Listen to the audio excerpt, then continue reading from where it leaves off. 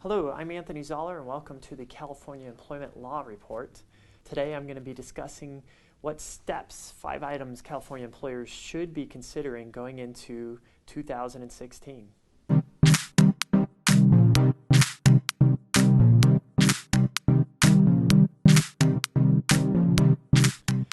I'm getting the question a lot from California employers about what steps they could be taking here at the end of 2015 going into 2016.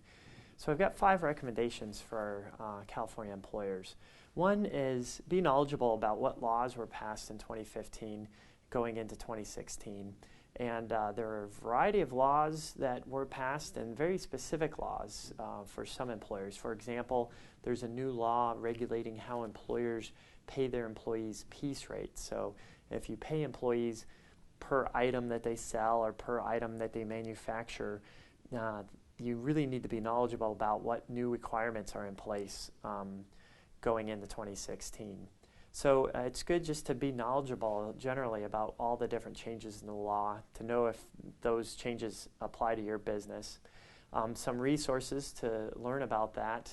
I've written some articles on my blog, which will be linked below, and also we'll be hosting a webinar in the beginning of December of 2015 on the new laws that were passed, and we'll have a link to register for that below as well. I also recommend that employers take a look at their handbooks and policies at the end of the year here, just to make sure, even if you did update it at the beginning of the year or at the end of last year, just to be sure that it's all up to date, and I recommend taking a look at that every year. Just to make sure that nothing slipped through the cracks last year and that you've got compliant policies going forward. And part of that too, I also recommend employers take a look at the new hire packet, make sure that all the proper disclosures and notices are being provided to employees as part of the hiring process as well.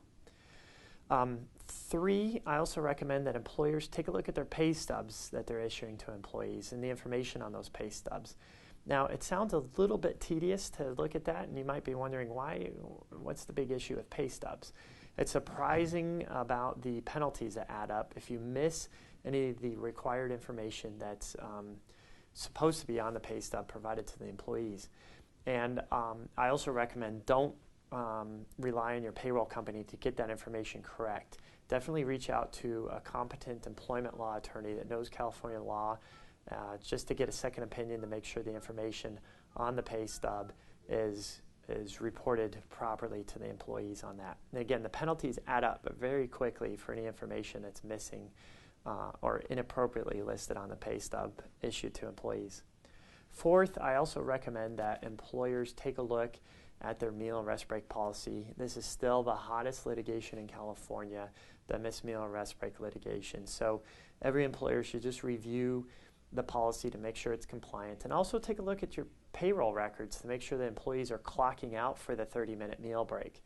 And I also recommend too, if any employees complain about missing a break or maybe they're not clocking out for their breaks, consider paying out the 1 hour of premium pay to ensure that there is a policy in place that if employees complain or don't get the break, that the company is actually proactively paying out the extra hour of premium pay for a missed meal break or a missed rest break.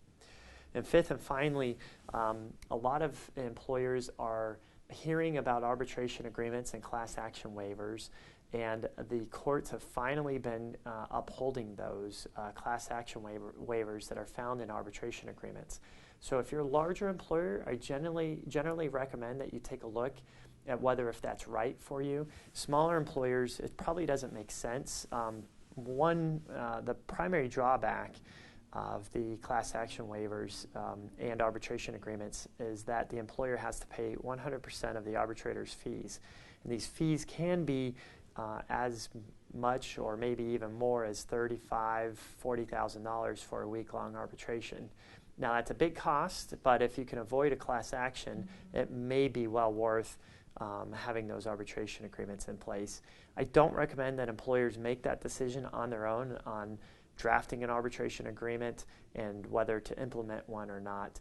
It's something employers should take a look at and get advice of counsel before implementing those, and making sure that those arbitration agreements are drafted and rolled out to employees properly. So with that, those are the 5 items I think employers should take a look at here at the end of 2015 going into 2016. I hope you had a good 2015 and looking forward to a great 2016.